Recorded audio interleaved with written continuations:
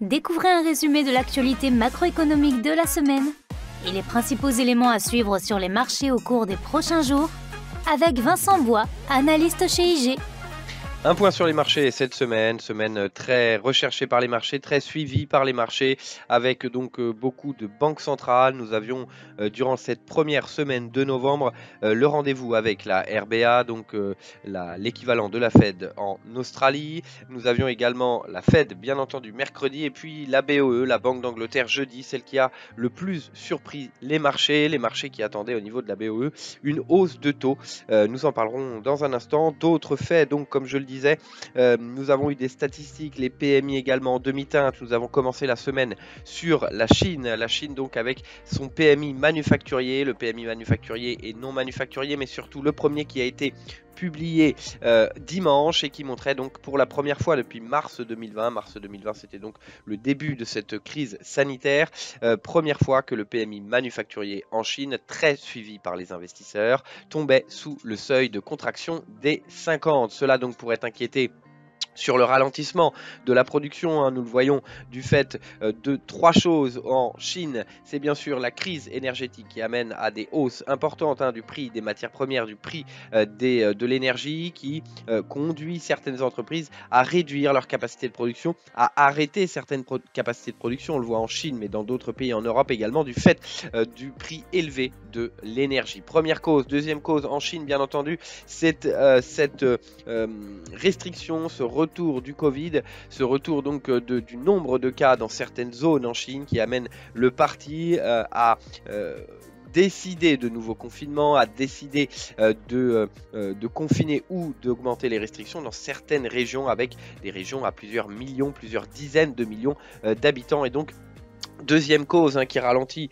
un peu la production, qui peut ramener, qui peut expliquer également ce ralentissement au niveau de l'industrie manufacturière, mais qui pourrait également amener à des ralentissements sur la consommation en Chine. Troisième raison principale, c'est bien sûr cette pénurie. Il y a donc des problèmes de logistique, des problèmes d'approvisionnement sur les matières premières, sur les produits finis, qui amènent à des ralentissements et qui expliquent tout cela, ce ralentissement finalement de la croissance, mais surtout du PMI manufacturier qui, je le dis, est tombé sous le seuil des contractions et donc sous les 50 pour la première fois depuis mars 2020.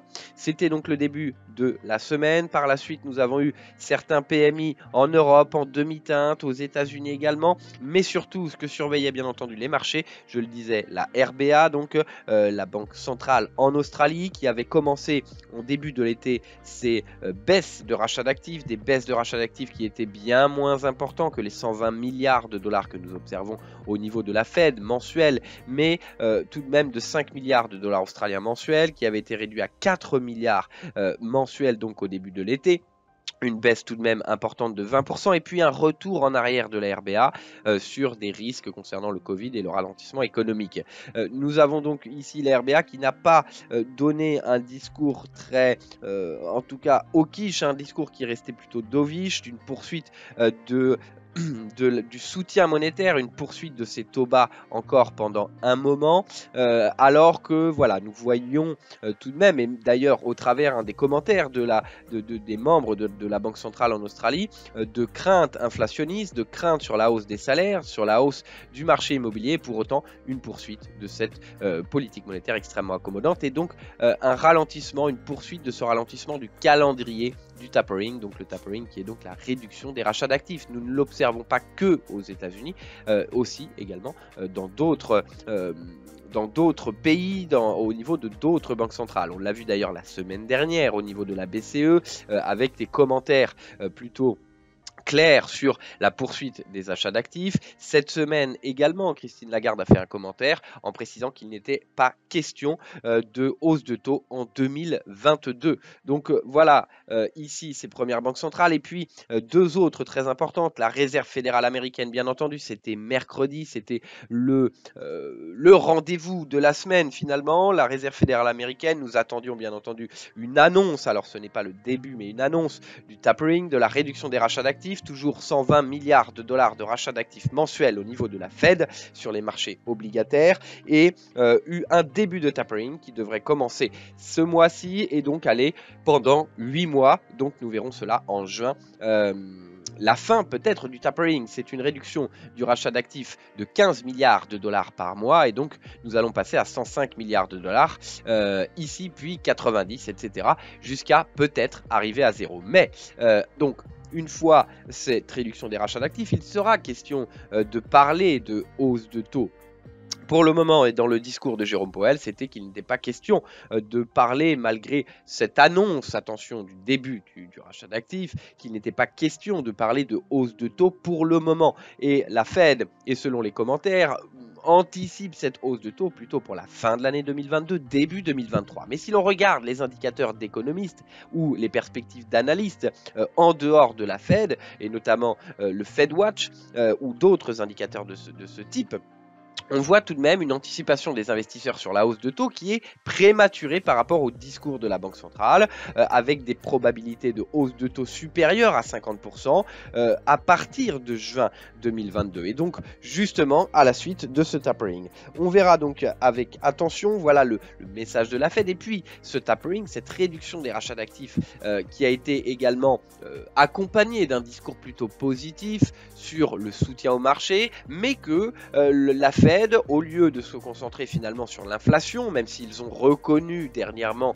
et notamment au travers de son président Jérôme Powell, que cette inflation n'est peut-être pas transitoire, il y a donc un discours qui s'est plutôt focalisé mercredi sur le marché de l'emploi, et donc que les hausses de taux n'interviendraient pas tant qu'il n'y avait pas une amélioration plus importante du marché de l'emploi. Or, le marché de l'emploi est en forte amélioration, nous avons un taux de chômage qui est à 4,7%, donc proche, de plus en plus proche du taux de chômage structurel qu'il est impossible de réduire aux États-Unis. Et puis les créations d'emplois non agricoles que nous avons vues au niveau de l'ADP qui était au-delà des 500 000, que nous attendrons également ici, qui devrait donc confirmer la bonne santé du marché de l'emploi aux États-Unis. Les inscriptions hebdomadaires au chômage qui, elles, sont publiées chaque semaine, comme son nom l'indique, montraient également une réduction de ces inscriptions au chômage en dessous du précédent et en dessous de ce qui était anticipé. Nous arrivons au niveau de ces inscriptions hebdomadaires au chômage proche des niveaux que nous observions en moyenne avant la crise sanitaire. Donc, quelle amélioration Jérôme Powell et la Fed attendent sur le marché de l'emploi? Quelle amélioration supplémentaire attendent-ils pour finalement parler de hausse de taux? Cela est plutôt sur le fait qu'une hausse de taux dans un univers extrêmement endetté au niveau des entreprises, au niveau des États, aurait un impact très important au niveau du coût, bien entendu, de cet endettement, du renouvellement également de l'endettement, des notes de crédit également des sociétés qui sont un peu justes avec ces niveaux d'endettement et ces taux planchers. Et donc c'est plutôt pour continuer de satisfaire les marchés. On l'a vu d'ailleurs, c'est suite à cette annonce et ce discours très dovish, comme d'habitude, de Jérôme Powell, nous avons eu de nouveaux records sur le Nasdaq 100, sur le S&P 500, sur le Dow Jones, juste après cette réunion. Et puis, en parlant de nouveaux records, nous avons le CAC également cette semaine, qui a donc dépassé son record historique. 21 ans d'attente pour avoir un nouveau record historique sur le CAC 40 hors dividende. Nous avons même atteint les 7000 points. Le record était d'environ, dans les années 2000, c'était en septembre 2000, juste avant la bulle Internet. L'éclatement du moins de la bulle Internet sur le CAC à 6925, 6930. Nous avons maintenant dépassé les 7000 points durant cette semaine. Et l'arrivée de ce nouveau plus haut historique et du seuil des 7000, attention à un retour technique qui pourrait se faire ou alors à un dépassement validé qui pourrait être accéléré. Voilà pour faire une parenthèse sur le CAC et ce record historique que l'on attendait depuis 21 ans. Attention sur le CAC hors dividende. Pour terminer justement sur les banques centrales, nous avons parlé de la RBA en Australie, de la Fed aux États-Unis. C'était la BOE également qui était suivie jeudi et qui a amené beaucoup de surprises. Avec, bien entendu, cette hausse de taux que nous attendions au niveau de la BOE. Depuis plusieurs semaines, Bailey, qui est donc le président de la Banque d'Angleterre, avait prévenu, avait préparé les marchés. Les membres du MPC, l'équivalent du FOMC aux États-Unis, avaient prévenu, avaient préparé les marchés pour une hausse de taux, sachant que le taux de la BOE avait été baissé à 0,10. Nous attendions une hausse de 0,25. Les anticipations, il y a encore quelques semaines, montrait que le taux de la Banque d'Angleterre, BOE, pouvait atteindre les 1% contre 0,10 actuellement, les 1% à la fin 2022. Et puis, malgré toute cette anticipation qui avait amené une hausse des taux, une hausse également de la livre sterling, notamment par rapport au dollar américain, tous ces espoirs, même si c'est plutôt préjudiciable au marché, ont été douchés avec un discours de la Banque centrale ou de la Banque d'Angleterre qui n'a pas augmenté ses taux. Malgré une inflation au plus haut depuis 1997, malgré des risques d'augmentation de l'inflation, malgré le prix de l'énergie et malgré le Brexit également, hein, où on voit, et on en parlait juste après la signature, que le Brexit est fait, mais maintenant voilà les difficultés. Et on commence à les voir, ces difficultés,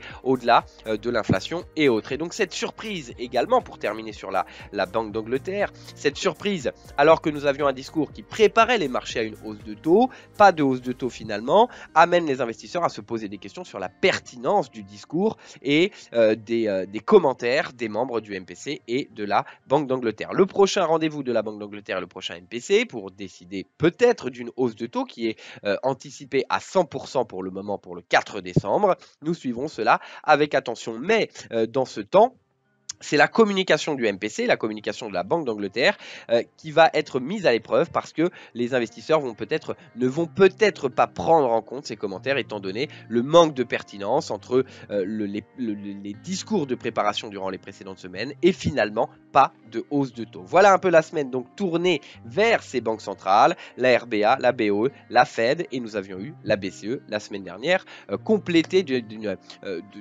d'un commentaire de la présidente de la BCE cette semaine sur pas question de relever les taux en 2022. Voilà un peu donc ce que nous suivions. Dernier événement qui a été suivi, c'est l'OPEP, OPEP+, qui ne souhaite pas augmenter plus sa production. Donc nous aurons en décembre une augmentation comme prévu de 400 000 barils par jour. Et pas d'autre augmentation malgré la pression venant des États-Unis pour augmenter la production, alors qu'aux États-Unis, dans un même temps, nous avons une hausse des stocks importante et une difficulté à augmenter la production parce que l'OPEP ne décide pas d'augmenter cette production de façon plus importante pour essayer de baisser la pression sur les prix de l'énergie et notamment du pétrole qui favorise l'inflation. Et l'OPEP précisait que les États-Unis n'avaient qu'à augmenter eux-mêmes la production. Mais au niveau des États-Unis, beaucoup de puits ont fermé. On le verra d'ailleurs cette semaine, les prix, ou la semaine prochaine, les prix ont baissé parce qu'il y a une hausse de stock, mais il n'y a pas pour autant de capacité à augmenter la production de façon importante. Mais la hausse des prix pourrait amener de nouveaux acteurs dans les semaines à venir. Et nous avons eu justement un retour, une correction sur le prix du pétrole avec la hausse des stocks des États-Unis, malgré les commentaires de l'OPEP, avec une hausse des stocks de pétrole aux États-Unis et cette perspective d'avoir de nouveaux acteurs qui pourraient rentrer une nouvelle fois sur le marché avec des prix au-delà des 80 $ et donc plutôt rentable pour certains acteurs pour lesquels cela n'est pas rentable de produire du pétrole à 60 $. Voilà pour cette semaine, une semaine chargée en émotions. La semaine prochaine, ce sera plutôt tourné vers les statistiques. On aura des statistiques importantes un peu tous les jours. On recommencera dimanche d'ailleurs avec le commerce extérieur, les importations, les exportations en Chine qui pourraient être modérées, en tout cas sur les exportations, on suivra cela avec attention, c'est dimanche. Lundi Zou donc sur le sentiment économique en Allemagne qui est attendu une nouvelle fois en baisse et qui reste en baisse depuis mai 2021 et qui sera, si cette perspective est vérifiée, qui sera toujours au plus bas depuis mars 2020. Et donc mars 2020, c'est le début de la crise sanitaire. Donc ce sera le sentiment économique en Allemagne au travers de l'indice Zou. Par la suite, les statistiques plus importantes avec mercredi, l'IPC, l'indice des prix à la consommation en Allemagne, toujours à plus de 4,5%, qui traduit donc de l'inflation. Et puis, bien sûr, encore plus suivi suite à la Fed, qui se focalise plutôt sur le marché de l'emploi et non pas sur l'indice des prix à la consommation et non pas sur l'inflation. L'IPC également aux États-Unis qui est attendu stable, mais de la même façon au-delà des 4,5. Je rappelle que l'objectif de la Fed est d'atteindre les 2% sans jamais les dépasser. Nous sommes au-delà des 4% depuis un certain temps maintenant. Voilà. Mercredi également, il y aura les stocks de pétrole, donc un impact sur le marché du pétrole, comme je le disais, au-delà de l'IPC aux États-Unis mercredi, ce qui sera la statistique probablement la plus suivie.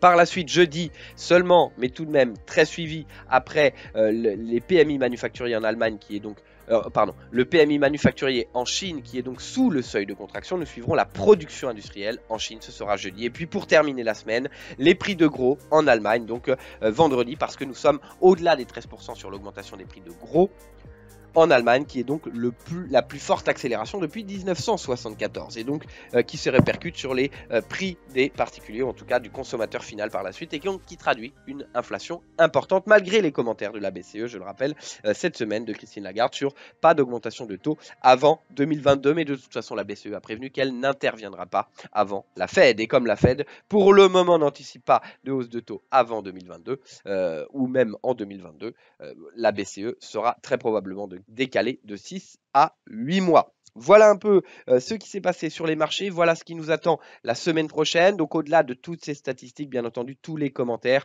des banquiers centraux. Et puis un autre événement plus macroéconomique, c'est la Chine que nous surveillerons. Au-delà du ralentissement économique, production industrielle et le commerce extérieur, nous suivrons le marché immobilier avec, on se souvient, Evergrande qui rate des paiements d'intérêt sur sa dette de 305 milliards de dollars depuis plusieurs semaines, plusieurs mois. Nous avons maintenant un second groupe immobilier qui a une valorisation inférieure à près de 1 milliard, mais qui a perdu 77% depuis mars dernier. C'est donc le groupe Kaisa, et qui est un promoteur immobilier également et qui fait face à des problèmes, des pressions sur sa liquidité, qui a été suspendu de cotation ce vendredi parce qu'il a manqué des paiements sur des produits justement financiers en offshore et donc en dollars américains, et qui fait face à un paiement, une échéance de 400 millions de dollars, donc à peu près la moitié de sa capitalisation, 400 milliards de dollars, ce sera le 7 décembre, et donc